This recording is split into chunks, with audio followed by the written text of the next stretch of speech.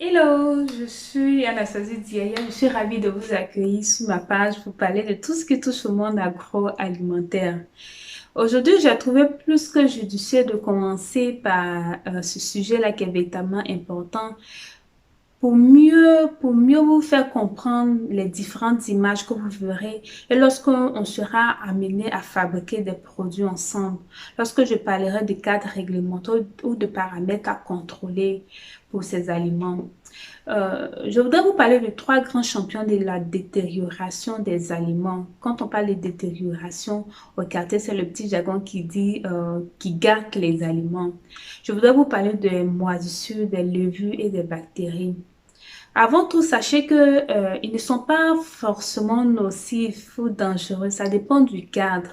Et l'exemple palpable, c'est avec la levure. La levure est beaucoup utilisée en pâtisserie et en boulangerie pour faire la levure de la farine, mais aussi pour la fabrication des boissons alcoolisées. Ils servent notamment à la fermentation.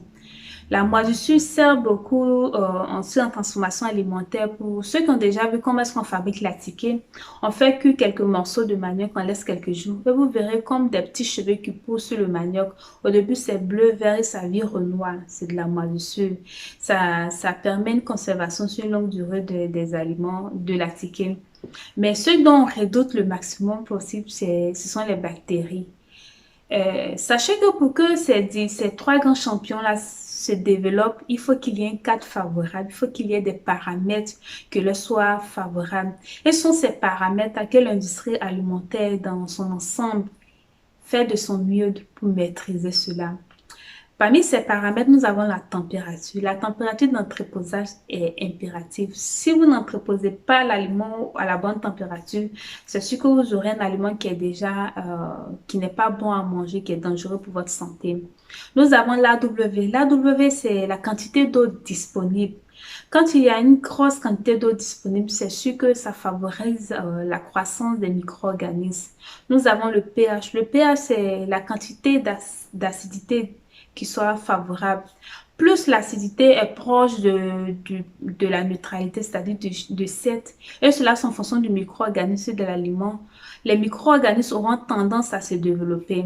En plus de cela, nous avons l'humidité relative. L'humidité relative, on voit ça plus lorsque vous mettez les aliments, surtout les aliments secs. Vous verrez que les pâtes alimentaires, on vous dit gardez ça au sec pour ne pas, ou même les farines, ou même le lait en poudre surtout. Lorsque le lait en poudre est dans sa boîte, que vous mettez dans un endroit qui est chaud, ou même au réfrigérateur, pour ceux qui l'ont déjà essayé, vous verrez que ça forme des boules, des grumeaux. Et là, vous dites que l'aliment n'est plus déjà bon. Vous avez raison, parce que la quantité d'eau est trop importante par rapport à ce que l'aliment a réellement besoin. Nous avons la composition de l'atmosphère.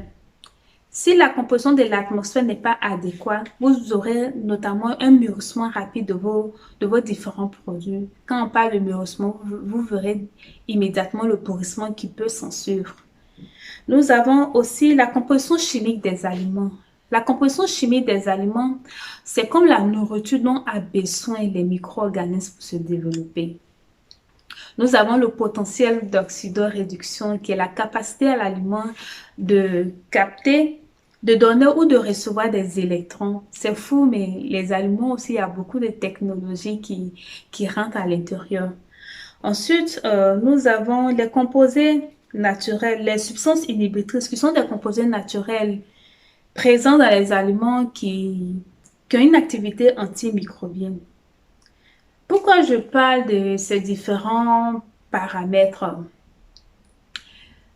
Parce que lorsque vous êtes amené à produire des aliments, lorsque vous évitez que votre aliment perde de sa valeur marchande, parce que si vous faites un produit que vous mettez au supermarché peut-être et que il pourrit vite ou bien le goût change, la couleur change, c'est sûr que le client n'aura pas envie de l'acheter, même ne reviendra plus jamais. Et lorsque ça passe de bouche à oreille, ça fait une mauvaise publicité pour vous. Ces différents paramètres sont importants, vous devrez le maîtriser. Ça paraît difficile à vue d'œil lorsqu'on l'entend pour la première fois, mais en vérité, ce sont des paramètres qui sont qui sont contrôlables. Il suffit juste d'utiliser les moyens souvent proposés. Chacun a son avis là-dessus, proposé par l'industrie alimentaire, même par les lois et les règlements des différents pays. C'est sûr que pour un pays comme la Côte d'Ivoire ou certains pays d'Afrique, on n'a pas de loi taillée sur mesure pour nous. Mais nous avons la chance de pouvoir consommer cela parce qu'on a un autre moyen d'avoir des lois pour cela. La prochaine vidéo parlera beaucoup de cette loi, du cadre réglementaire. Pourquoi? Parce que vous ne pourrez jamais envoyer votre marchandise dans un supermarché qui se respecte, dans un autre pays qui se respecte, qui a des lois, sans que nous prenions la peine de maîtriser ces paramètres et de les documenter. Il est important. C'est sûr qu'on débute l'aventure. Pour ceux qui viennent d'arriver, je suis encore Anastasie Dia, je n'ai pas encore changé de nom. Je suis sur Instagram, j'ai une chaîne YouTube et bien sûr, si vous êtes ici, c'est que vous êtes sur mon Facebook.